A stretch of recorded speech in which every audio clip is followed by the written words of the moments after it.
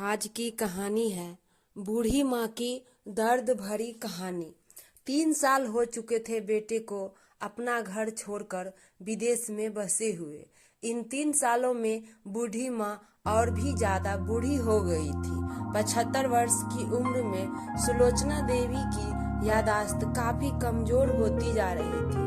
उन्हें रोजमर्रा की चीजें याद ना रहती, लेकिन जो उन्हें हमेशा याद रहता था वह उनका बेटा।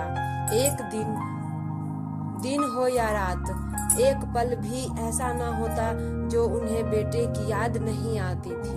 दूसरी तरफ बेटा था जो साल भर में एक आध बार कॉल करता और 2 मिनट से ज्यादा बात नहीं करता।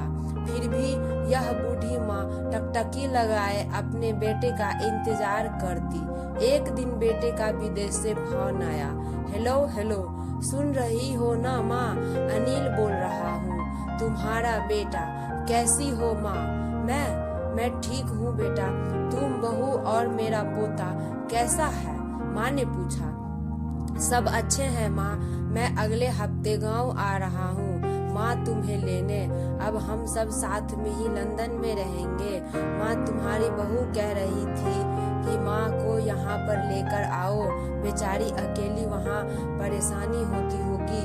बेटे ने कहा। माँ की बूढ़ी सूखी आंखें आंसुओं से भीग गए। उसके कमजोर शरीर के नस नस में खुशी की लहर दौड़ गई। बेटे और बहू का अपने प्रति प्रेम देखकर माँ का मन खुशी से भर आया। बेटे ने आगे कहा, माँ तैयार रहना माँ, मुझे ज्यादा दिन की छुट्टियाँ नहीं हैं। जिससे जितने पैसे लेने हैं लेकर रखना, तब तक मैं प्रॉपर्टी डीलर से बात कर लेता हूँ। घर के लिए माँ ने पूछा।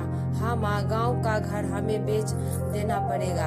अब हम सब साथ में ही रहने वाले हैं, तो वहाँ घर रखने का कोई मतलब नहीं है, माँ ने बेटे से कहा। बुढ़ापे की वजह से ठीक से चलने में भी असक्षम माँ पूरे मोहल्ले में घूम घूम कर अपनी इस खुशखबरी को सबको सुनाया। सभी को खुशी हुई। सबको लगा माँ जी आखिरी दिन अपने परिवार के साथ खुशी से बीत जाएंगे। घर वापस आकर माँ ने अपने घर के कोने कोने को देखा, जैसे वह अपने दूसरे बेटे को देख रही हो। देखे भी क्यों ना, उस घर को अपने बेटे से कम थोड़ी समझा था। अपने पति के साथ 40 साल यहीं बिताए थे, लेकिन अब मजबूर बुढ़ापे के आखिरी साल बेटे और बहू के साथ बिताना चाहती थी। दिल पर पत्थर रखकर बेचने के लिए माँ तैयार हो गई। आनन फानन में बेटे घर को आधे दामों पर बेच दिया।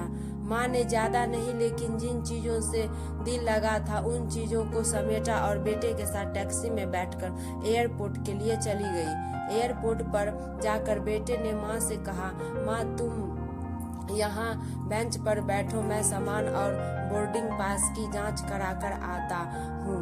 वहाँ वक्त लगता है और खड़ा रहना पड़ता है, तुम्हें तकलीफ होगी, तुम यहीं आराम करो। मैं यूं गया और यूं आया।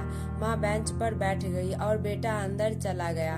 काफी समय हो गया, बेटा वापस नहीं आया। माँ सोचने लगी ज्यादा भीड़ होगी इसीलिए देर लग रही होगी। अंधेरे होने को आया। अब तो लोगों की हलचल भी खत्म होने लगी। माँ को अब चिंता होने लगी। एक कर्मचारी ने आकर पूछा, किससे मिलना है माँ जी आपको? यहाँ पर कोई बैठी है?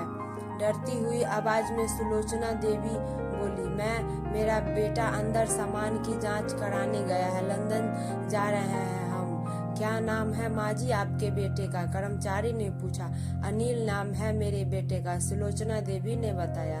कर्मचारी अंदर गया और थोड़ी देर बाद बाहर लौटा। उसने सुलोचना देवी से कहा, माँ जी लंदन जाने वाली फ्लाइट तो दोपहर में ही जा चुकी है और आपका बेटा भी उस फ्लाइट में बैठकर लंदन जा चुका है। अब आपके यहाँ बैठने का कोई मतलब नहीं है, आप भी अपने घर चली जाइए।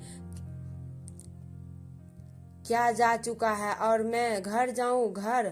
माँ की आंखों से आंसुओं के सैलाब उठने लगे। जैसे तैसे माँ घर पहुंची। जो उसका था ही नहीं, बीत चुका था। वो वहीं बरामदे में तुलसी के पास सो गई। घर के नए मालिक को उस पर दया आई तो एक कमरा किराए से उसको दे दिया। पेंशन के पैसों से खाना और किराया का बंदोबस्त हो जाता था।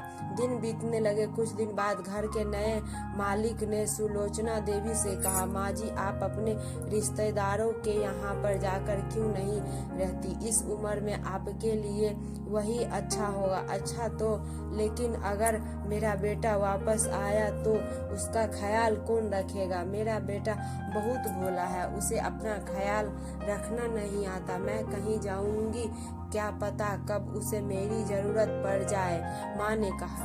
दोस्तों, सच बता रही हूँ। माँ की ऐसी बातें सुनकर आंखों में आंसू आ गए। किसी ने सच ही कहा है, पुत कपूत हो सकता है लेकिन माता कभी कुमाता नहीं होती। दोस्तों, आप सभी से हाथ जोड़कर विनती करती हूँ, अपने माता पिता की जितनी भी हो सके सेवा करो और उनके साथ कभी भी बुरा बर्ताव